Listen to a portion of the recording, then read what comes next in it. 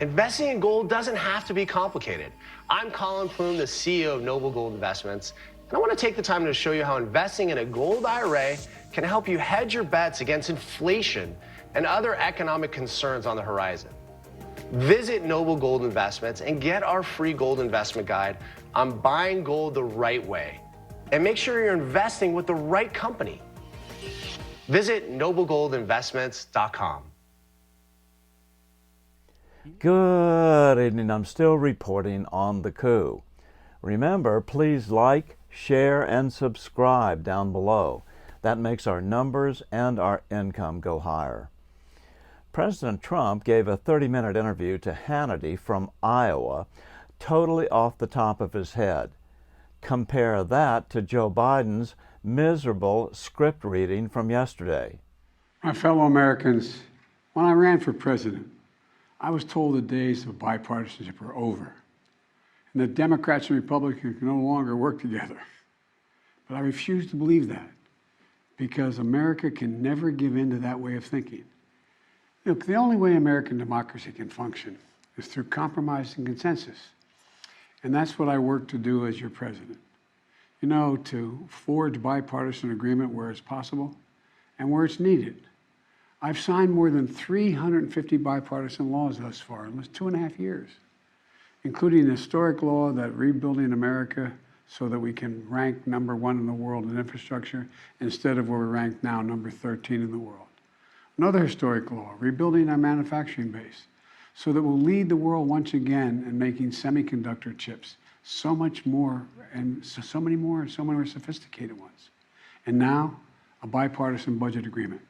This is vital because it's essential to the progress we've made over the last few years is keeping full faith and credit of the United States of America and passing a budget that continues to grow our economy and reflects our values as a nation.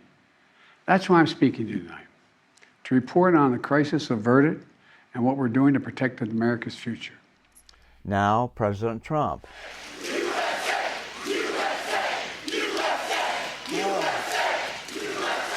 Thank you very much. Thank you. Wow. By the way, they all came out. It was raining cats and dogs today. It was a little nasty out, but it's Iowa. It's a beautiful place. When it rains, it's beautiful. We've really been loved in Iowa, and I love Iowa. We won both times by a lot. Yeah. So we're very happy. You're up in the polls here. I want to start with the current president. Did you see the video of when he fell? Yeah. And did you see the video? He actually said, by the way, I met with, who are those guys that are going to fly over shortly? Yeah. Yeah, that's your president right now. Not too good. It's sad. It's sad. It's not, you know, it's, they're representing, we are all representing the country. You become president, and you're sort of not allowed to do that, but it's happened. It's happened, and it's happened pretty badly. We won't go into it, but we all know the ones, and they count those acts, you know, they never forget. But that was a bad fall. You know, I remember remember the media made so much. I think you were at West Point at the time. Yeah. And you were coming down a ramp. Yeah. It didn't have a rail. You had dress shoes on like you have now, which have very slippery soles. Correct. They look a little better, but you better not walk in rain, that's true. Yes, especially downhill on a ramp. You know, it was very interesting. I think I made my best speech. That was my best speech. And I was so proud of it. It was pouring. It was pouring. And I said, this speech was so good. And then I said, how do I get down? Sir, you have to go down the ramp. I said, the same when I came up, it was a long, like an ice skating rink. And they said, yes, sir. And I had the general next to me, the commandant of cadets, a nice guy, big guy, strong guy. I said, General, and he's wearing combat boots. They don't slip too much. I said, General, get ready, because I may have to grab you here. But I said, I'm not falling. There's no way. So I'd go tippy-toe down the thing. That was a mistake, because it didn't look so good. I even agree it was. But I got killed, and they never covered that speech. I said, it was my best. Someday, in 100 years, they're going to put that speech on. I really, but you can't fall. You just can't fall. Let me start. I do say this. I think it's the most serious time and the most dangerous time right now in the history of our country. We have nuclear weapons on lots of different areas. We have Russia, we have North Korea, we have Iran is going to soon have one. That should have never happened. I had that set up. We would have made that deal within a week after the election, and they would have never had a nuclear weapon. But nobody picked it up because I terminated the Iran nuclear deal. But this is the most dangerous time in the history of our country because of the power of the weaponry. And we have somebody that doesn't understand what's happening. And it's a very dangerous thing. It's a very bad thing. I mean, some really bad things. If you would see, and I got to see it, if you would see the power of what we're talking about, this isn't army tanks going back and forth shooting at each other. This is something that's a whole different place. This is annihilation of the world, literally. The power is so horrible. And I was actually working on something with Putin where we start getting rid of nuclear weapons. It's just too powerful. And you know, all of a sudden, people are talking about nuclear weapons all the time. I wouldn't let people talk about it. I had somebody come down from MIT. I was talking about that. My uncle was a great professor for many years at MIT. And I had somebody come down, and I say, what would you say, like, during the debate about nuclear weapons? He looked at me and said, sir, don't talk about them. I said, why? He said, there's nothing you can say. It's so powerful. It's so extraordinary. The best thing you can do is not talk about them. Now they're talking about them all the time. That's all they talk about. In fact, I guess Putin announced the other day he's moving nuclear weapons to Belarus. So this is a very dangerous time for our country, but it's a very dangerous time for the whole world. You end your rally speeches now with music in the background, and you start with, "We are a nation in decline." And this is a very different America than what it was when you left it as president 2.5 years ago. I've never seen it this bad or this decline this precipitously. So we were energy independent. Think of it, 3 years ago. And what people don't know is that we have, I call it liquid gold, because it's gold, it's better than gold. We have liquid gold under our feet more than any other nation, more than Saudi Arabia, more than Russia. We're energy independent. Within 6 months, we would have been energy dominant. And we were going to sell energy to Europe and lots of other places. And we were going to make so much money doing it because it's such a big world. You know, it's such a big business. It's all encompassing. And that's what started the inflation. I mean, the energy, we stopped drilling, and all of a sudden, gasoline's going up to $5, $6 a gallon in a car, and just horrible things were happening. And it happened, but we were going to pay off debt. We were going to reduce taxes further. We gave you the biggest tax cut in the history of our country, bigger than the Ronald Reagan tax cut. And the biggest, and you know, I think more importantly, Sean, we gave you the biggest regulation cuts. That's why we had more jobs than we ever had before. We've never had anything close. And we did all of that. And then to end that, but we were going to pay off debt. We were going to get the debt because the money is so big. It's so massive. You look at Saudi Arabia, the money they have, no nation's ever had anything like it. And we have more than they have. We were going to pay off debt. We were going to get the energy prices down. We were going to get interest rates down. It was like we had something going that, and within 6 months, we would have been dominant because we would have taken over Europe. We would have literally been supplying the energy to Europe. And we would have made a fortune. We would have paid down the debt. We would have cut the taxes. It was going to be so beautiful. I want to know, if you get elected president, how fast you're going to be able to fix our borders, bring us back to energy independence, how quickly you might be able to work to change the school system, bring back law and order and safety and security to this country and every town and every city, because I think people need that if they want to pursue happiness. How quickly can you shift gears and move this country? Okay. I think very quickly. Let me just say, so I heard DeSantis saying, oh, well, I get 8 years, I get 8 years, he gets 4. You don't need 4 and you don't need 8. You need 6 months. Within 6 months, I said, within 6 months, this can be done. Other than, you don't need 8 years. And frankly, I wouldn't vote for him because he said, you need 8 years, you need 6 months. We're going to drill. We're going to get our energy down. When the energy comes down, other things come down. And we're going to take care of things. We're going to immediately close up the border. We had the greatest border. We had the safest border in the history of our country. Now we have the worst border in the history of the world. There's no, and I say this during rallies. We love our rallies. But I say it during, there's never been a third world country that allowed people to pour into a country. They'd stand there with sticks and stones if they had to. What's happening to our country, But in terms of doing it, you don't need 8 years and you don't need 4 years. We can have a lot of it done because these guys are amazing. The oil guys, they will be. In fact, I had it so low that we had to raise it or they would have all been out of business. We had so much oil, we didn't know what to do with it. We bought a lot of it for very little for the Strategic National Reserve that he then took to keep the prices down before an election. You know, we had the Strategic National Reserves almost full. And then Biden came along and took it to keep prices down. It's called artificially down. And the thing is almost empty now. And that's meant for times of war. It's not meant to keep a price down for an automobile. It's meant for war, for real problems.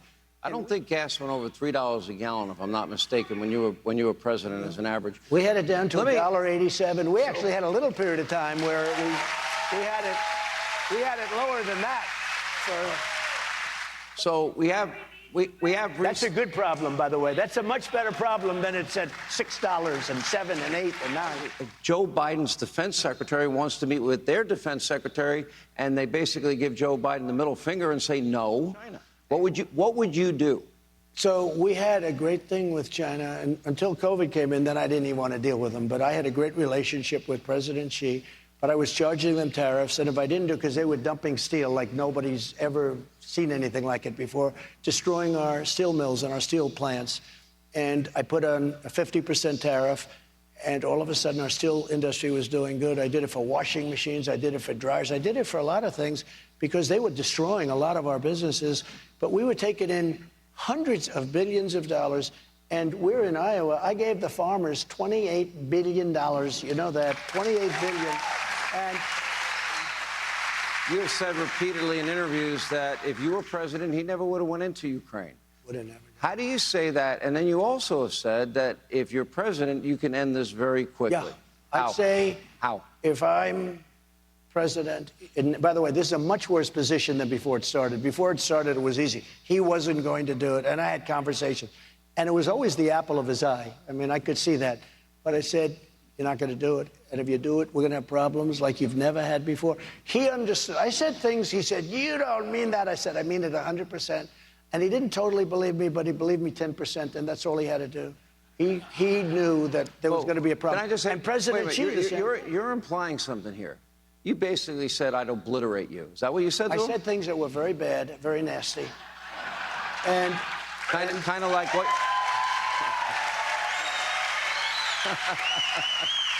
And you know, honestly, I got along. And he said, "You don't mean that." It had to do with Moscow. He said, "You don't mean that." I said, "I do. I'll never talk about it again, but I do." He said, "You don't mean it. You don't mean it." And we then went on to other subjects. But I had the same conversation with President Xi about Taiwan, President Xi of China. I said, President, don't do it with Taiwan. Don't even think about doing it with Taiwan. He was never going to do it, and now he's circling, ships are circling, planes are flying over the top. 28 bombers last week went over right over the middle of it. A lot of stuff going on. And a lot of this has to do also with the fact that we were so incompetent in the way we left Afghanistan. It was so, I think it was the most embarrassing and most incompetent moment in the history of our country. And I think both of them looked at that and they said, wow, this is not the same country that we know. We rebuilt our military. I rebuilt the military. New jets, new everything. We had everything. And they gave away $85 billion worth of the best equipment in the world. Nobody can even believe it. The biggest, I mean, they're the biggest seller of equipment. They're the biggest, right after us, Afghanistan. Can you imagine? Afghanistan is one of the biggest arms merchants in the world because they don't need 700,000 guns and rifles, 70,000 armor-plated trucks and different things, but millions of dollars for some of them. 700,000 arms, think of it, rifles, 70,000 trucks. There's not a used car lot in all of Iowa or in all of the country probably that has more than 500. These people had 70,000, and some of these are, you know, big, heavy armor-plated stuff for the roadside bombs. Soleimani, you know, Soleimani was not good. That situation was taken care of. And al-Baghdadi was not good, and that situation was taken care of. But we did a lot. You know, our military is great. a lot of things going on with our military, with the woke and all this nonsense. They're not learning to fight and protect us from some very bad people. They want to go woke. They want to go woke. That's all they talk about now. I see letters that are being sent. It's horrible. I mean, it's really a serious problem. That would end immediately. But when you look at what we did, Right. we rebuilt our military. We added Space Force. Everyone said, oh, Space Force, what is that all about? When they came in, Biden wanted to end it. He said, what is this, a game? It's going to turn out to be one of the most important. It hasn't happened since Air Force 78 years ago. And it's unbelievable now. China and Russia were taking over space, and now we're leading in space because of Space Forces. So you probably became in history the most investigated president of all time. Times 10. Okay. So, but if my poll numbers went down, it would all end. You know, every time my poll goes up, I say, oh, this is a problem. But we had a poll today that showed I was 44 points above number 2 and beating Biden by 11 points. Beating Biden by 11 points and beating Biden by 15 and 16 points in some of them. And he's not doing well against Biden. let me ask you, because you are... Because we can't take a chance of this election.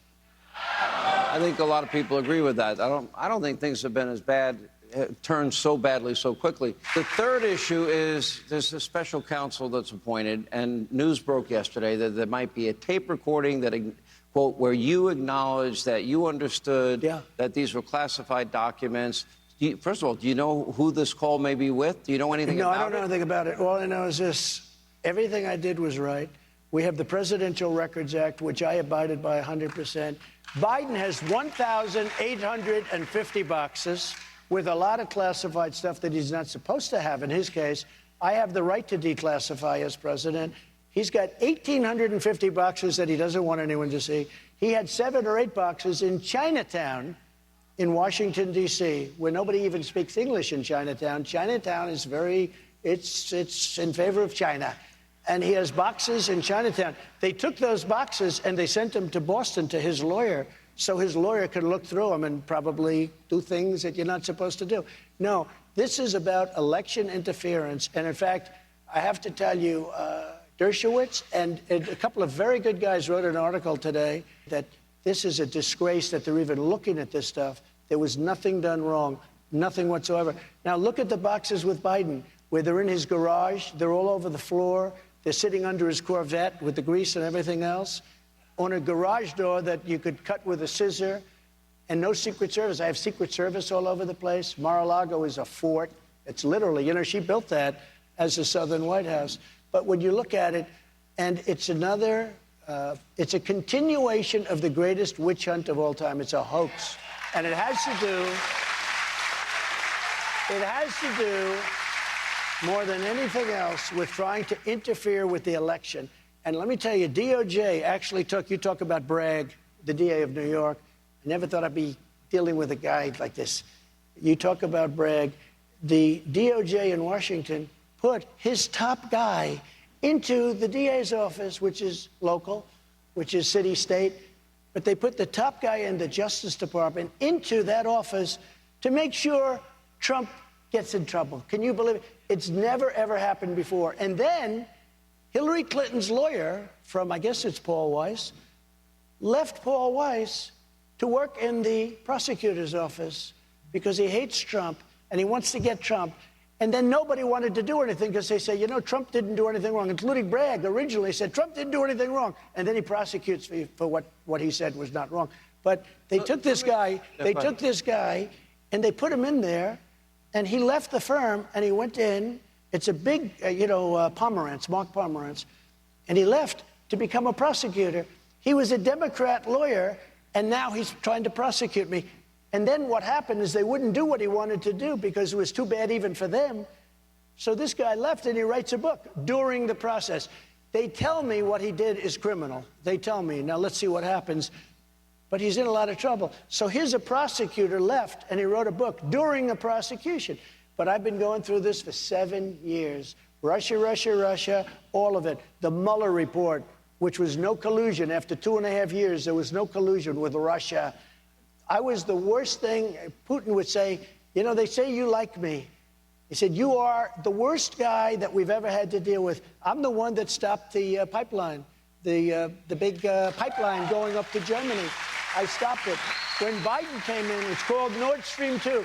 When Nord Stream 2, nobody ever heard of it until I came along. I said, you're allowing Russia to build a pipeline through Europe? I stopped it.